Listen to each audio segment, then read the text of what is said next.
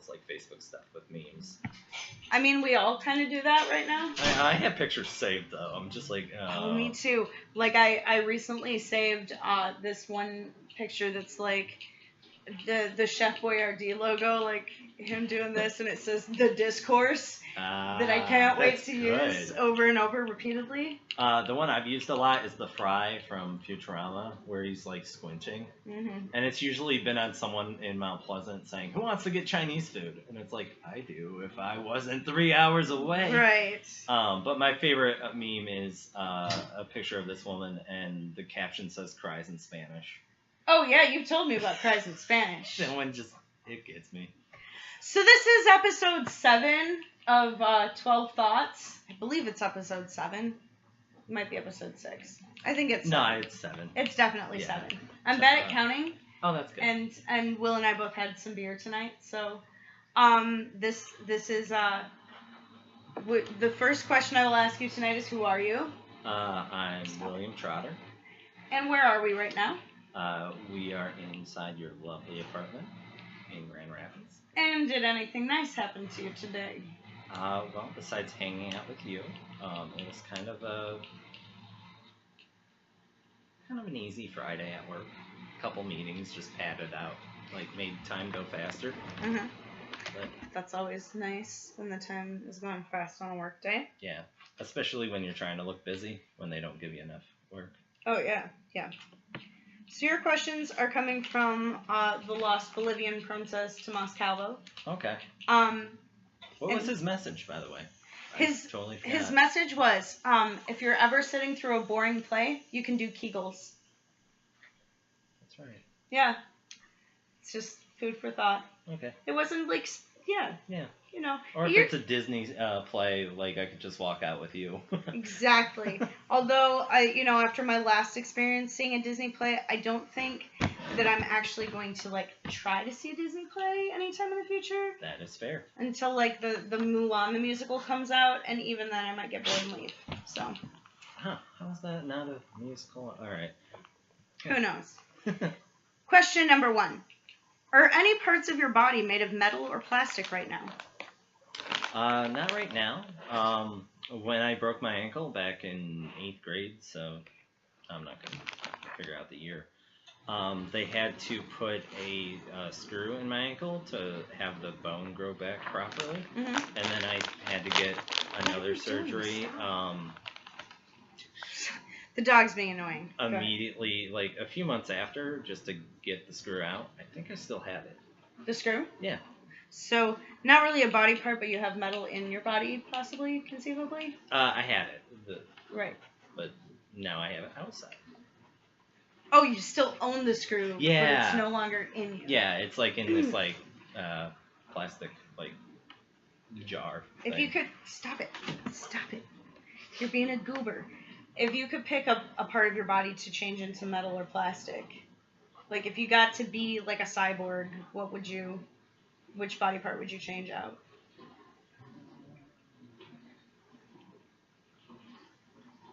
Like, do you want a hook hand? Or like bionic legs? Or it'd probably be the legs. Yeah? I was trying to think of like what part of like people like get sore like frequently that if it was just like mechanical, you wouldn't have to worry about that for the rest of your life. You could frog hop at improv with no pain. Yeah. If you had bionic legs. Oh, that's fair. Yeah. Question number 2. Which gift have you received that made you most uncomfortable? I can't think of a gift that I received that made me uncomfortable. Was there one that was received near you that made you uncomfortable to watch? Yes. There was one Christmas where my brother got my mom lingerie because he thought it'd be a funny joke. And it wasn't? It wasn't.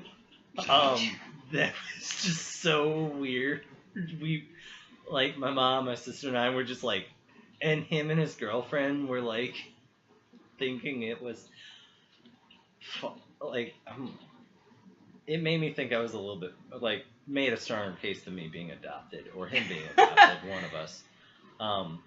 I guess the other thing, thinking a little bit more, is that I went to Central for 7 years, and there was one year my grandma got me a Michigan State T-shirt, and I thought it was a joke. So I'm like, I go to Central. She's like, I know, and like, just it's a shirt. I'm like, I know it's a shirt, but like, your grandma's messing with you, man. I know. I don't like. We still haven't figured out like why that shirt, except it might have been from like donated through like Salvation Army or like American like when Legion. thrifted it. Yeah, no.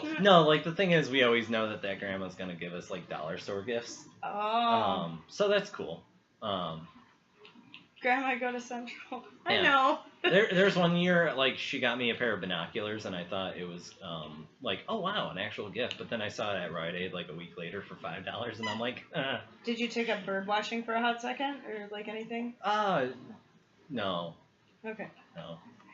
Question number 3. Why do you think some people take on survivalism as a hobby? Survivalism. Sorry, what? Like, there's a squeaky dog down here.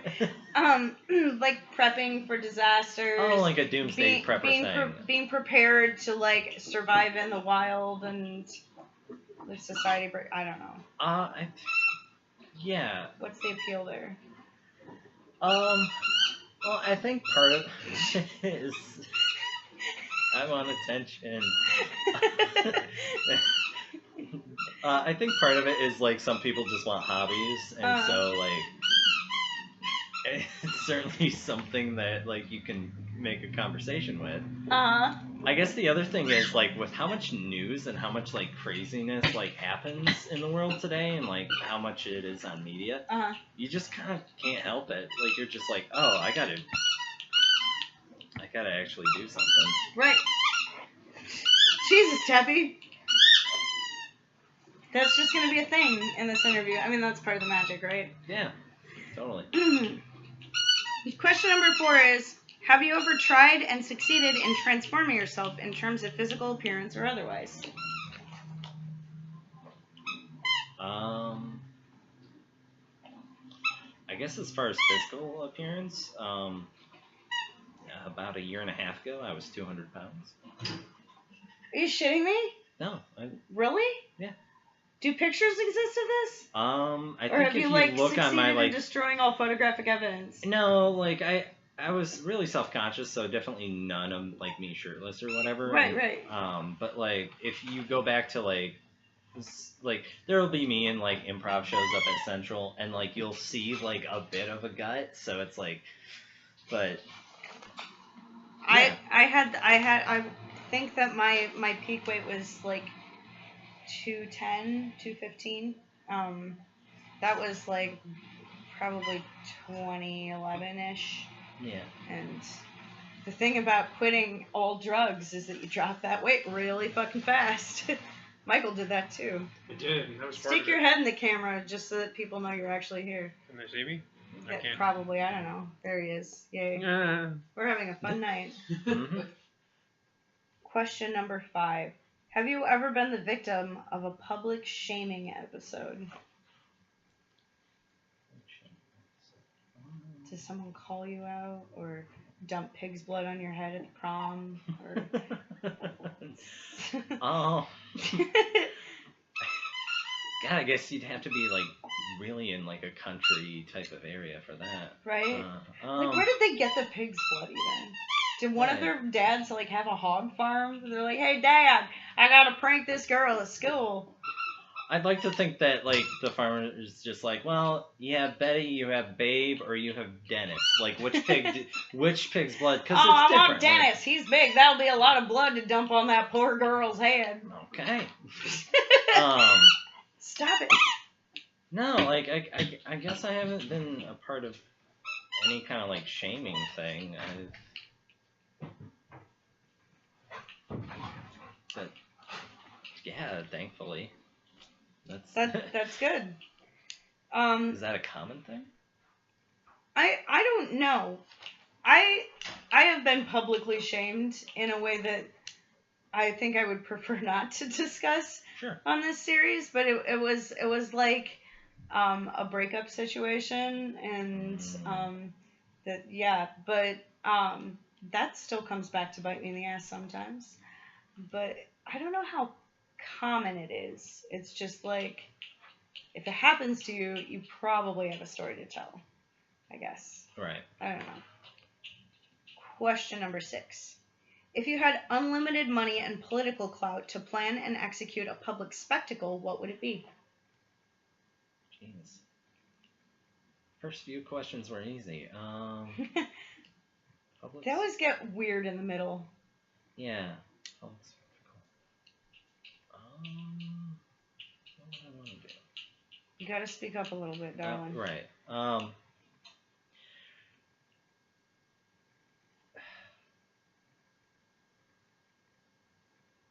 don't know if like I would have any kind of spectacle.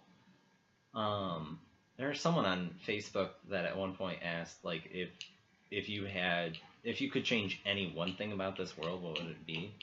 And like some people put serious stuff, some people like started to put like religious stuff where it's like, oh, everyone believes in Jesus. Yeah, and so it's like, well, no, like let them believe in whatever. So at one point I'm just like, I would have everyone's favorite color be orange.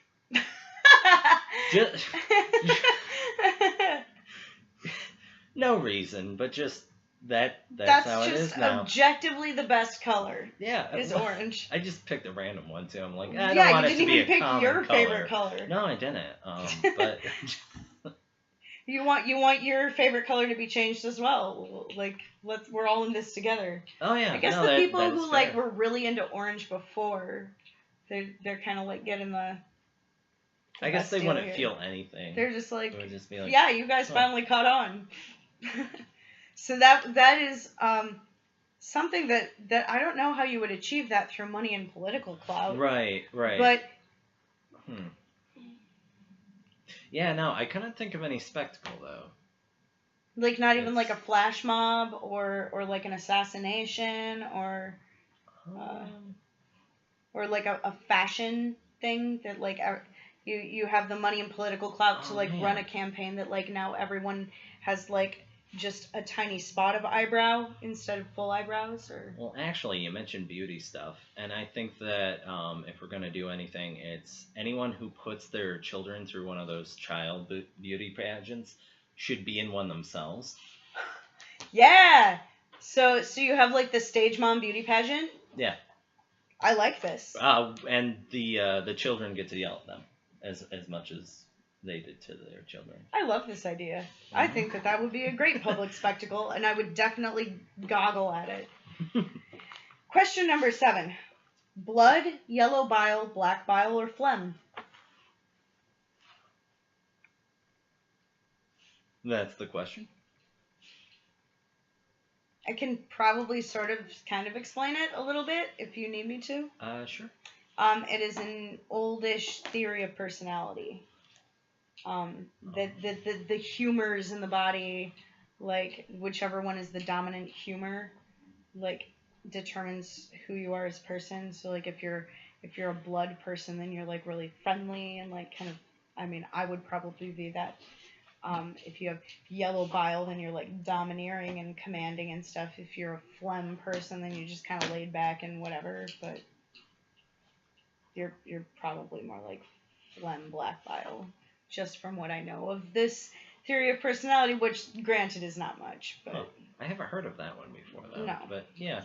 But you can just pick one based on like what you feel drawn to, because you love phlegm so much.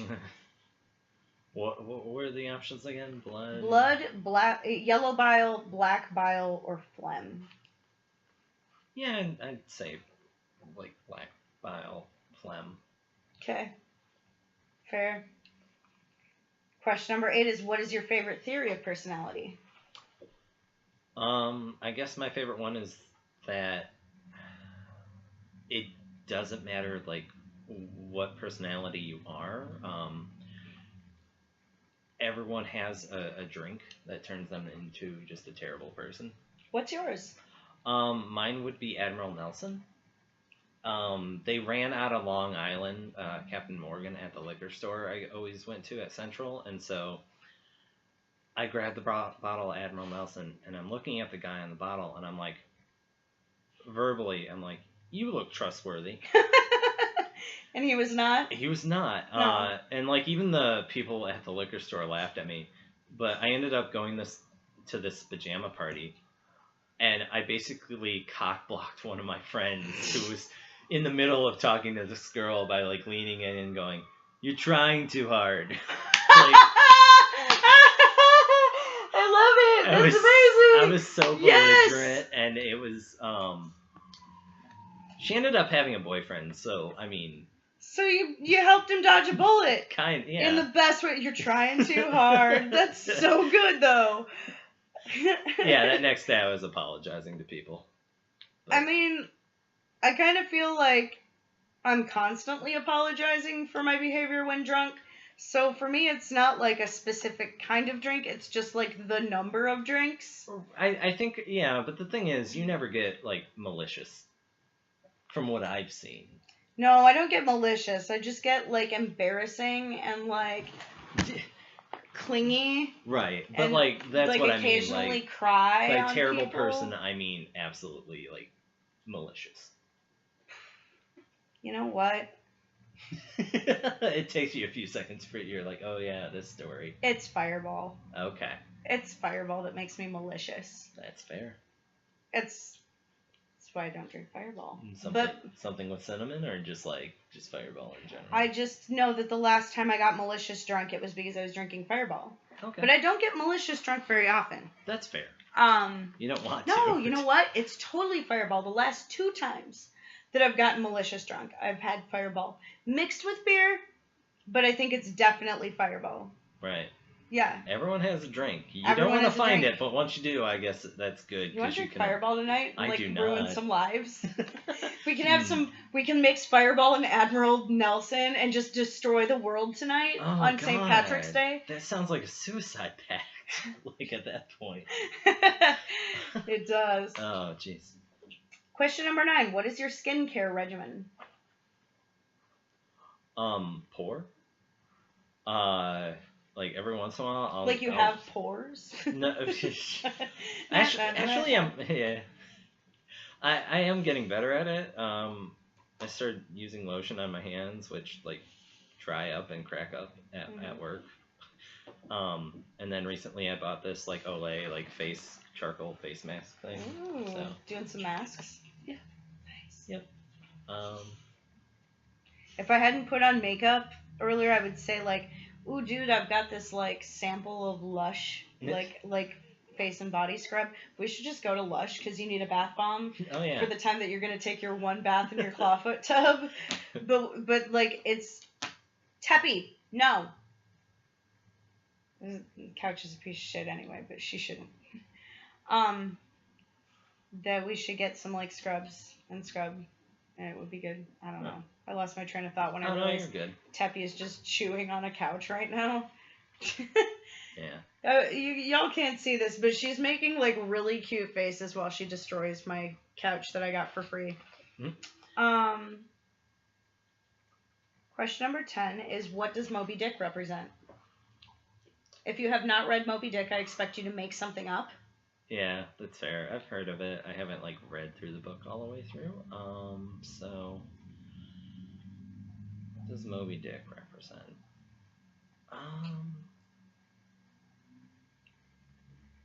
I guess it's that like overwhelming goal that you're trying too hard to go after in the wrong way. Do you have a Moby Dick in your life? I guess. Keep talking. I guess putting myself out there and like dating, like that's. I try to take on like all of the like, concepts of it at once. I'm listening. Sorry, she's like eating something that has a staple in it. So. Oh, jeez. Okay, yeah, that's concerning. Alright, awesome. All right. But yeah, it's just dating and that. I have no idea how it works. Like I'm getting like I get most of it, but it's like the order of how things go, or like how can you show someone you're interested in them not in a creepy way, and like all that jazz. Generally, I think. Oh shit! I left my questions just right on the open. I think the best like non-creepy way to show affection is to be like, will you be mine? That's the least creepy way. That's the least creepy way. That's how everyone gets with people in the real world. Oh, okay. That's the program. Either that or like you just have to like study like romantic comedies so that you just anytime you end up next to your crush, you just do the like, I'm so tired thing, and like all those like cheesy awful moves that work on nobody. Huh. Okay. You just get really well versed in those, and then you do the exact opposite and just show them what's in your heart. Oh, okay. Yeah. That's fair. Yeah. But that's your Moby Dick. Yeah. Like I feel like if people just approach their goals like in more realistic ways and stuff like that instead of taking on the whole thing, that's Maybe if you were a whaler. People go nuts for guys that kill whales. Like, yeah. I was trying to make something there with harpoon guns, but or whales. that, Big white whales. yeah. No. Question number 11. What is your favorite flower? And this is spelled Flour. There's more than one. Mm-hmm. Tappy! Cut it out! There's like white flour, wheat flour, rice flour, oat flour, cake flour, self-rising flour, bread flour, shrimp gumbo, shrimp stew. I guess I think I've only had like white flour, but all-purpose flour. Yeah, like maybe I'd probably prefer wheat. Mhm. I started baking, so I should probably start like What exploring more. What have you been baking? Just the chicken and salmon. Okay, because when you say baking, generally that means making like baked goods to me. Oh yeah. So I'm like, ooh, have you been making delicious cookies and cakes? But no. I'll move to that at some point. Baking meats. I can teach you to make really great bread. It's awesome. Although it's addictive, and then you'll just be like packing on in the carbs. Yeah. Because it's so delicious, you can't help but eat. What is she? It's my bandit dog over there. She's just got like this couch skirt like over her face. Yeah. Did you get another fucking staple? Yeah. Oh my god. I wonder what couch tastes like. Apparently it's pretty delicious to a dog. This is not good, what she's doing. No! Where's she getting staples? From the couch that she's tearing apart right now. Well, jeez. She has probably swallowed a staple tonight. Oh, no, she hasn't. Question number 12, the final question is, how do you break into a new industry? Oh, man. I guess the only way I know how is through a temp agency. Yeah. I graduated Central and knew I was too awkward to go through job interviews, so I went through temp agency here in Grand Rapids and actually got a job within my field. So I'm like, that's sweet. Yeah, it was really lucky because I know it's a lot harder for people depending on like what industry and like what you need to like get into it. So yeah, I'm trying to figure that out myself. Yeah. But have you tried that list of 100 I threw out there? I have not yet, but I have applied to like 7 jobs, so I figured that's numbers 1 through 7 on my list of 100. Okay. So, but yeah, no, the list of 100 for anyone who wasn't present when Will and I had this conversation before is everyone. If you have a problem, you write down 100 solutions to your problem, no matter how like unreasonable and unworkable they are. Like, you can write arson. Yeah, I would probably put like numbers 4 through 17 as various forms of arson. Oh, okay. Maybe I should just break into the arson industry. That's fair. I was about to say too. You said 7 jobs so far. You can do the list of 100 with how many you've applied for. Yeah, but then I'd have to fill out 100 job applications, and my problem is Yeah. every time I fill out a job application, I feel like my self-esteem like dropped 7 points, and I'm like, so there was this one night that I filled out like 4 job applications in one night, and I went and got really drunk and threw myself at someone like, please love me because I don't love myself right now, because that is the effect that filling out job applications has on me. Is you're a worthless person. Go find someone to just take care of you forever. I filled out one for Kmart at one point, and after 45 minutes, they do this like job simulator thing where you have to type up stuff while like picture frame looking customers like ask you random questions. Can you drag her away, please? I'm trying to find scissors.